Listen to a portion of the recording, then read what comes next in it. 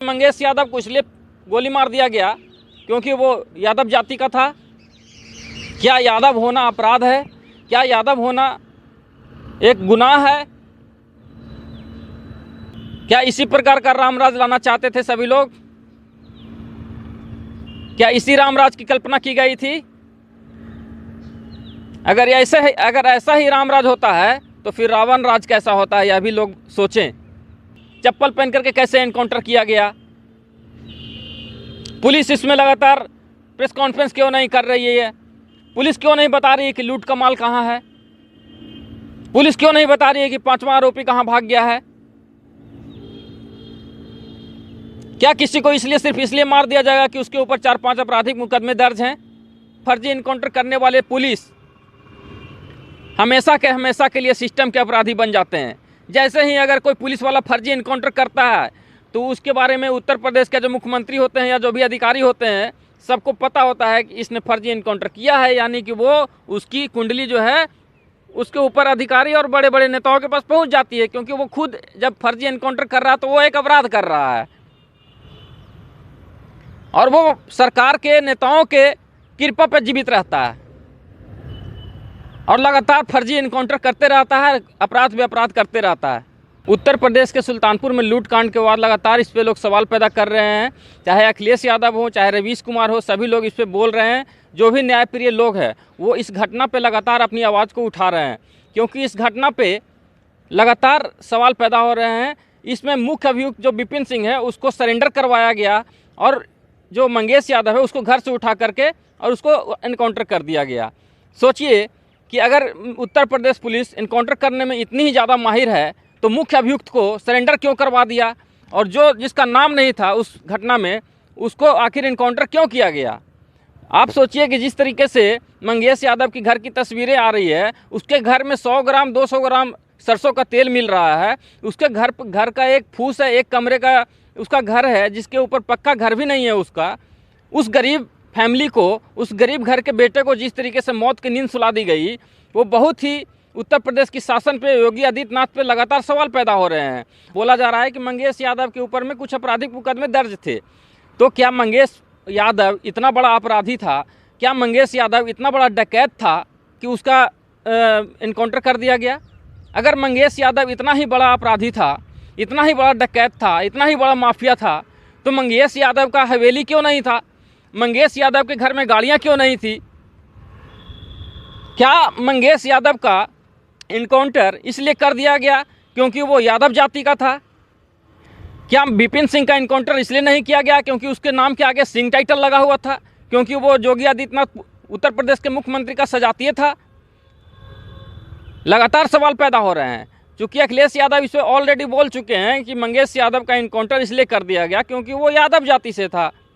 आप सोचिए कि जिस घटना में मुख्य आरोपी सरेंडर करने जाता है और मंगेश यादव अगर उस घटना में शामिल था तो मंगेश यादव अपने घर में आराम से क्यों सो रहा था? क्या मंगेश यादव को डर नहीं था? क्या मंगेश यादव को ऐसा नहीं लग रहा था कि मुझे लूट का माल को छुपा लेना है? क्या मंगेश यादव को अंडरग्राउंड नहीं हो जाना चाहिए था? क्या मंगेश यादव को फरार नहीं हो जाना चाहिए था? एनकाउंटर टीम के जो मुख्य हैं डीके शाही, उनका चप्पल में फ़ोटो वायरल हो रहा है। चप्पल पहन करके वो अपराधी को एनकाउंटर किया उन्होंने, और यह भी बताया जा रहा है कि मोटरसाइकिल से 2 लोग भाग रहे थे।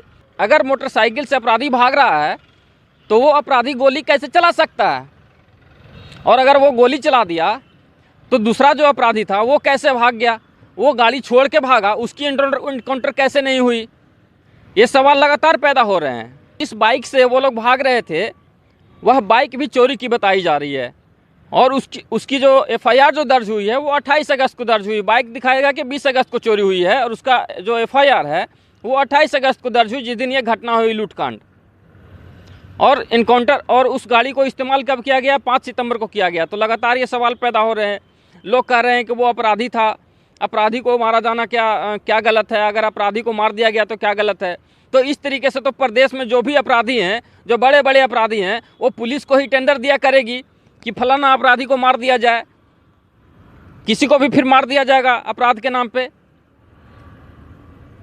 और यह भी बताया जा रहा है कि मंगेश यादव पर 1 लाख का इनाम घोषित किया गया उसके एनकाउंटर करने से पहले, ताकि एनकाउंटर को सही सिद्ध किया जाए।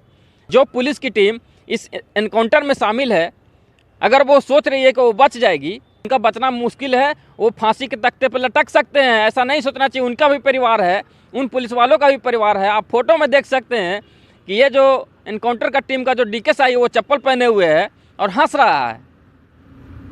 आप सोचिए कि जिस तरीके से उस गरीब मंगेश यादव की हत्या की गई, वैसे आपराधिक मुकदमे लगातार कितने लोगों पे दर्ज होगा। और उत्तर प्रदेश में लगातार 2017 से ही इस तरीके के फर्जी इनकाउंटर के मामले आ रहे हैं। उत्तर प्रदेश की सरकार जो BHU में गैंग रेप के आरोपी जो तीनों हैं, उन लोगों का एनकाउंटर नहीं करती है, उनका बुलडोजर से घर नहीं ढहाती है। उत्तर प्रदेश की सरकार हाथरस के आरोपियों के घर बुलडोजर नहीं चलाती है।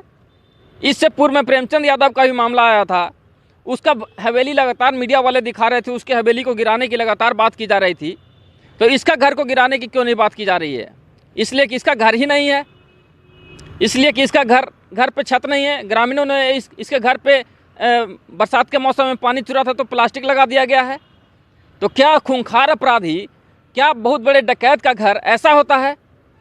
क्या बहुत बड़े, इतना बड़ा अगर वो डकैत था, उसके पिताजी बाहर मजदूरी करते दूसरे स्टेट में, उसकी बहन कल गगन यादव जी जब उससे मिलने के लिए गए थे, उसका ढाढ़स बंधाने के लिए जब परिवार के लिए गए थे, उसकी बहन जो है बोलते बोलते बेहोश हो गई।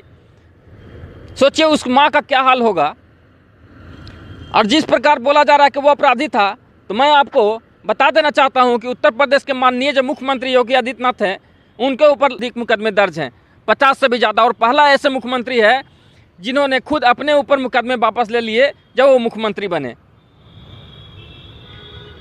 इसी प्रकार अतीक अहमद की भी हत्या की गई थी, लेकिन किसी की भी हत्या जब की जाएगी तो उसका फैसला कोर्ट करेगा कि उसका क्या अपराध है, उसको क्या सज़ा दी जाए, या पुलिस इसका फैसला करेगी।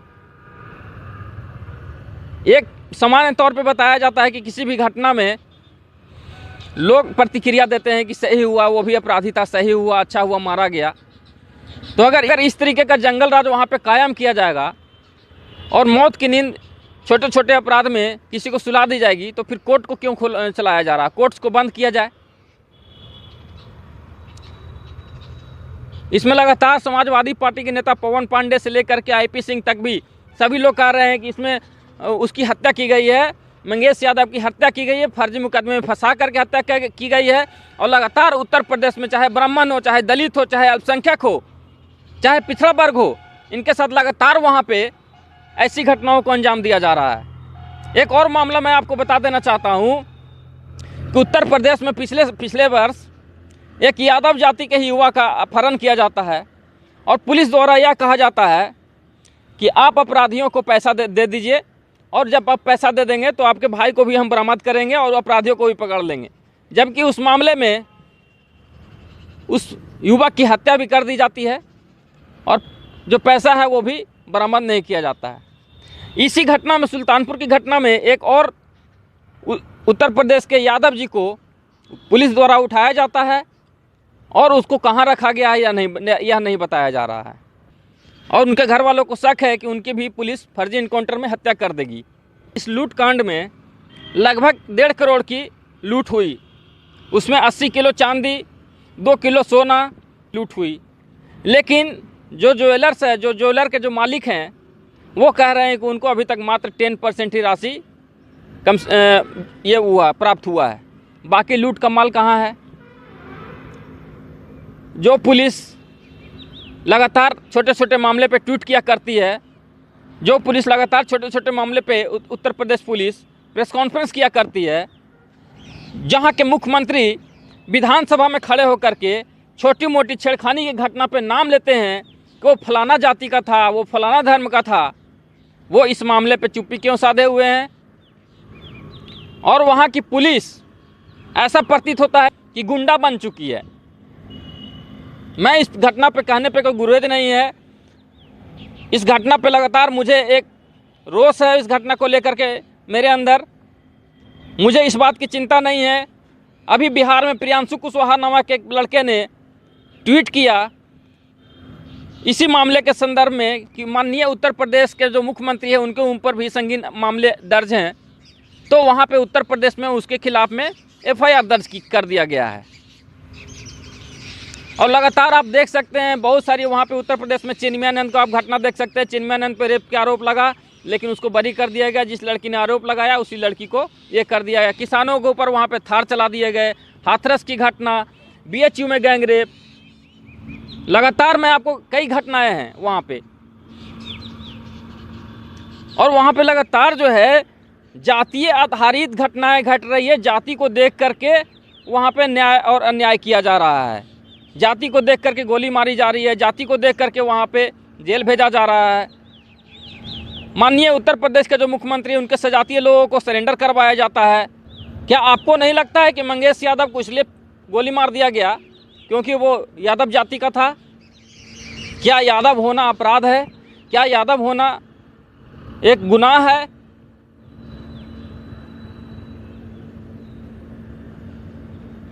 तो कैसी उत्तर प्रदेश में आखिर शासन चल रही है? लगातार वहाँ पे दलित, पिछड़े, अल्पसंख्यकों के साथ जुर्म किया जा रहा है, अन्याय किया जा रहा है। क्या इसी प्रकार का रामराज लाना चाहते थे सभी लोग? क्या इसी रामराज की कल्पना की गई थी? अगर ऐसा ही रामराज होता है तो फिर रावण राज कैसा होता है, यह भी लोग सोचें। और सोचिए कि उस गरीब मंगेश यादव, अगर उस घटना में, मैं आपको यह भी बता देना चाहता हूं कि सुल्तानपुर लूटकांड में 5 आरोपी शामिल थे, जिसमें 3 आरोपियों को गिरफ्तार किया गया और मुख्य आरोपी को सरेंडर करवाया गया और एक अपराधी उसमें नहीं पकड़ा गया है। तो अगर मंगेश यादव के साथ एक और अपराधी था तो वो अपराधी कहाँ भाग गया? उसने बाइक छोड़ करके कैसे भाग गया? चप्पल पहन करके कैसे एनकाउंटर किया गया? पुलिस इसमें लगातार प्रेस कॉन्फ्रेंस क्यों नहीं कर रही है? पुलिस क्यों नहीं बता रही है कि लूट का माल कहाँ है? पुलिस क्यों नहीं बता रही है कि 5वां आरोपी कहाँ भाग गया है?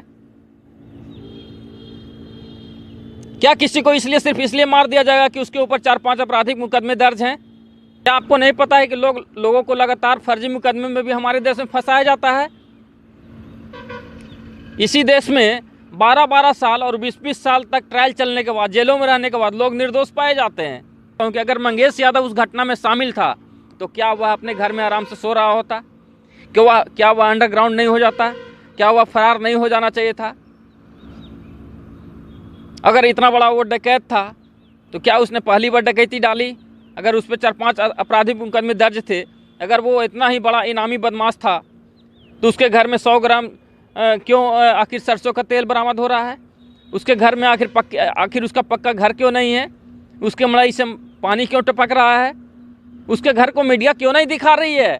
उसके घर के बारे में क्यों नहीं बोला जा रहा है कि इसके घर को बुलडोजर से गिरा दिया जाए? लगातार उत्तर प्रदेश में दलित, पिछड़ों, अल्पसंख्यकों के घर को बुलडोज किया जा रहा है। यह बुलडोजर की नीति और ठोको नीति से लगातार उत्तर प्रदेश शर्मसार हो रहा है और हमारा भारत लगातार ऐसे नफरत में हमारे समाज को ढकेला जा रहा है। और यह बिल्कुल सुनियोजित तरीके से हो रही है। अगर इस घटना को माननीय उत्तर प्रदेश के पूर्व मुख्यमंत्री अखिलेश यादव नहीं उठाए होते और इसकी आवाज़ बहुत सारे लोगों ने नहीं उठाई होती तो यह घटना आज की डेट में, मैं भी इस घटना पर नहीं बोल रहा होता। इस घटना में जो शामिल पुलिसकर्मी हैं वो ये नहीं सोचे कि वो बच जाएंगे। आपको मैं बता देता हूं कि फर्जी इनकाउंटर करने वाले पुलिस हमेशा के लिए सिस्टम के अपराधी बन जाते हैं। जैसे ही अगर कोई पुलिस वाला फर्जी इनकाउंटर करता है तो उसके बारे में उत्तर प्रदेश के जो मुख्यमंत्री होते हैं या जो भी अधिकारी होते हैं सबको पता होता है कि इसने फर्जी इनकाउंटर किया है, यानी कि वो उसकी कुंडली जो है उसके ऊपर अधिकारी और बड़े बड़े नेताओं के पास पहुंच जाती है, क्योंकि वो खुद जब फर्जी एनकाउंटर कर रहा है तो वो एक अपराध कर रहा है और वो सरकार के नेताओं के कृपा पर जीवित रहता है और लगातार फर्जी एनकाउंटर करते रहता है, अपराध पे अपराध करते रहता है। आखिर उत्तर प्रदेश की पुलिस, आपको यह भी बता दें कि NCRB का डेटा लगातार बताता है कि उत्तर प्रदेश क्राइम में पहले नंबर पे है, लेकिन मीडिया के द्वारा लगातार बताया जाता है, भारतीय जनता पार्टी के IT सेल द्वारा लगातार बताया जाता है कि उत्तर प्रदेश में क्राइम घट गया है, लोगों को गुमराह किया जा रहा है और जाति और धर्म के आधार पर नफरत बांटा जा रहा है और लगातार पूरे देश में ऐसी घटनाएं घट रही है जिसके बारे में मैं आपको क्या ही बता सकता हूँ। मंगेश यादव की जो हत्या की गई है, जो इनकाउंटर किया गया है, वो बिल्कुल फर्जी प्रतीत होता है। इस पर लगातार सवाल पैदा हो रहे हैं। आप वीडियो को आप ज़्यादा से ज़्यादा शेयर करें ताकि मंगेश यादव को न्याय मिल सके और दोषी जो पुलिसकर्मी हैं, जो दोषी वहाँ की सरकार है, उसके ऊपर न्यायिक जांच हो, उसको सीबीआई जांच हो और दोषियों को फांसी दिया जाए। इसी के साथ वीडियो को समाप्त करता हूँ। जय हिंद, जय भारत दोस्तों।